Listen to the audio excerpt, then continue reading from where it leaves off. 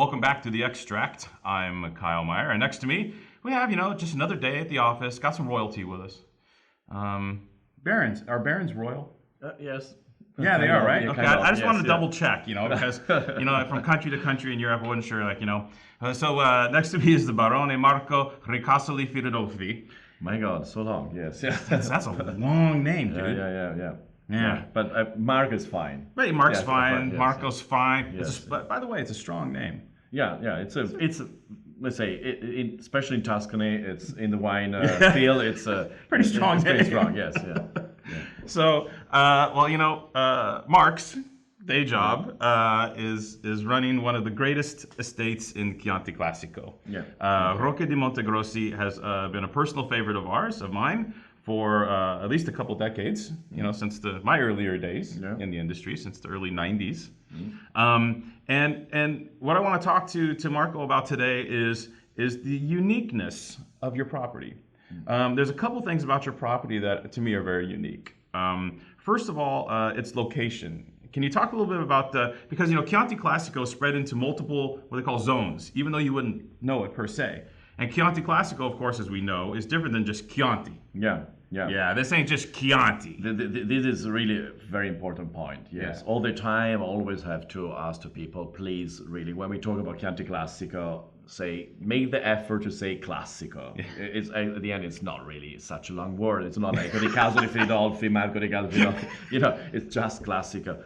And because it means really a lot, means a lot. Unfortunately, there is this confusion between Chianti and Chianti Classico. Nothing wrong with Chianti, but we talk about very different terroir, very different character. So it is important to make this little effort, because immediately you understand that we talk about a different area. Right. Yeah. Right. And even in Chianti Classico, actually, there are quite a few districts, and the north compared to the south. There are different soil, climate, and where we are actually in Gaiole in Chianti, so the historical area where actually my grandfather has created the formula of Chianti Classico. It's very different, the historical area compared the new area. Yeah. Mm-hmm. So this was because in 1932 Chianti Classico has expanded to what it is nowadays. Right. Yes. And the north area, so San Casciano, Greve, the soil is very different. You can really taste quite easily. You don't need to be a great connoisseur to remark these differences. Yeah. And Gaiole and Monti, where we are, actually, it's again very, very specific, very interesting area. To give some people some sense of perspective, how long does it take to drive from the northern part of Chianti Classico down to Castelnuovo, Venedenga, the far south? Let's say it's not so long. It's let's say because I live in Florence and I live in Rocca di Montegrossi, both. Mm-hmm. Let's say I do a lot of up and down, and it's 1 hour driving. But it's not 1 hour driving of a freeway here. Yeah, it's more. It's really winding, so you have really to pay attention a lot to the street, and there are a lot of wild boar, deer. They say you have really to be careful because it could be a little dangerous. So it's not relaxing.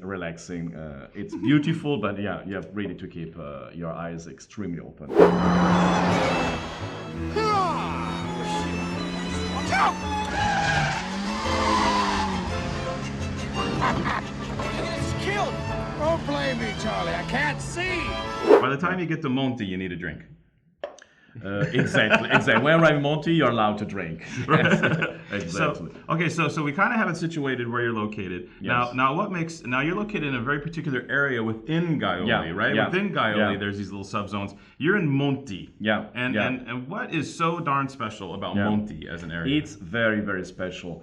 Let's say normally when I approach people that don't know much about Chianti Classico, I already really limited my talk to Gaiole in Chianti. That already means a lot. Right. But if we have to go more deep, I think it's very important to talk about Monti, that is a subzone of Gaiole in Chianti, and it's known for if I can steal this word by French culture, is a cru. Okay. It's really a specific area of Chianti Classic and of Gaiole. Different even if it's only in miles would be 3 miles from Gaiole, little village. But already it's very different for few things. First of all, in Gaiole, it's closer to these we can say mountain, but really big hills, and it rain more. A little more cold, and in our area it's like a plateau, so not too steep. A very good altitude because we are between 350 meters until 500, but it's quite sweet, the hills, and then especially the soil. It's more different compared to Gaiole. Much more limestone, much more schist. They are very rich in calcium. This is very important because our wine, our Sangiovese, it's a little darker, the color of Sangiovese compared other area, even in Gaiole or, for example, Radda very close, because there is more calcium in the stones because of the limestone. So this, for instance, let's say it's one of the many differences that makes Montechianti one of the most well-known micro area in Chianti Classico in Tuscany. So is it fair to say that Monte makes like a fuller-bodied style of Chianti Classico? Yeah, he's making a really fully bodied style, but absolutely not in a heavy style. Yeah, there's great freshness in the wine. Great freshness in the wine, great acidity in the wine. So they make this wine extremely approachable with food. They have to enjoy with food. Yeah. And we found that out last night. So we are exactly. The drink was really lovely. Okay, now I'm reading the back label, and there's a little secret weapon here that you have. For example, in your San Marcellino, which is, by the way, one of the finest single vineyard Chianti Classicos produced. It's a fabulous Reserva, no-brainer wine, and smokes most Brunello di Montalcino wines out there, if not all of them. But you have a little secret weapon in here. What's this Pugnatello? Yeah, Pugnatello. It is the last one, the last grape rediscovered in Tuscany by some producer. And 20 years ago, we start even Rocca Montegrossi to grow these grapes. That is extremely interesting, very interesting. I know exactly why it was almost abandoned, because it produced almost nothing, Let's say it is the average, we can say it's 400 grams of berry by vine. So you can imagine the 60s, the 50s, it was, let's say, please don't give me Pugnatello, because you can't really produce quantity by Pugnatello. Yeah, because a lot of producers cut back to 1 kilo per vine. And here you're not even talking, you're talking half of that as the normal yield. Normally, especially Sangiovese, the old clone of Sangiovese, so we talk about these are the 70s, with a single bunch could be 1.5 kilos. Right. So in total Pugnatello, less than half kilos. You can imagine people that was not producer not interested at all about Pugnatello. So almost disappeared. Luckily, not totally, has been rediscovered. And now, let's say it's not common, because still the problem of the quantity. But there are few producers using it. It is a fantastic grapes, very friendly with Sangiovese, and really complete in all the aspects: color, structure, tannin. Nothing missing in Pugnatello. Yeah, it brings a little more intensity to the wine, or concentration, fruit, tannin, really in all the different aspects of what is interesting in a wine.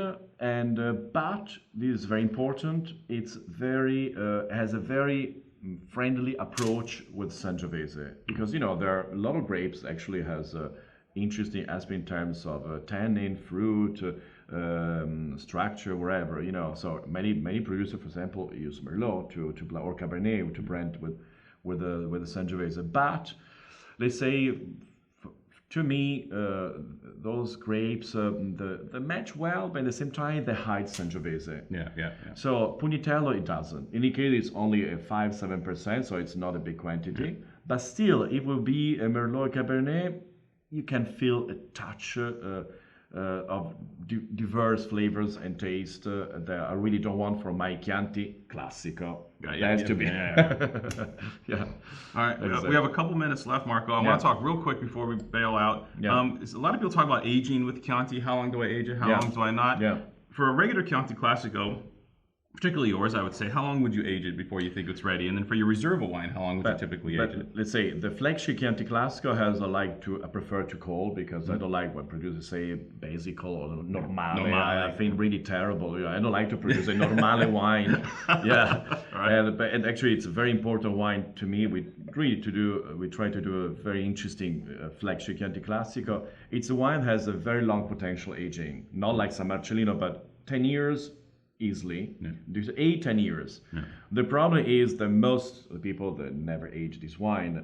Yeah. But I should say, sometimes happen. People that send emails say, I've forgotten in the cellar is there. They're refined. And say, it's fantastic. After 8 years, this wine is so great. Thank you. I love you, man. But so it's happened only because they forgot the bottle. Yeah. Not because they have the idea that this wine can age, but actually it can age extremely well. Yeah. San Marcellino, of course, it can be more obvious. It can age, and actually it aged really for a very long time. I would say between 15 to 25 years, depend the vintages. And I open a lot of very old vintages. And this is the interesting things of Gaiolo Chianti, Monte Chianti. The wine, when the aging always keeping nice freshness, as you said before, and always keeping a nice fruit. Yeah. Because when fruit is gone, I think it is a drink yesterday. Maybe it's technically still interesting, but something missing. Yeah. All the time that you give or your patient to keep this bottle is repaid with a fantastic really taste. And so it's worthwhile to age the wine. Yeah. Well, I know these age really well because I've had a bunch of old ones and they're phenomenal. Marco? Yeah. Baroni? Grazie mille. Prego. Di niente, un piacere. Thank you for coming out and sharing with us today. No, thank you to invite me. It was really a pleasure. This was really cool. So, folks, remember, Monte in Gaiole. Yes. And it's not Chianti, it's Chianti Classico. Black Rooster.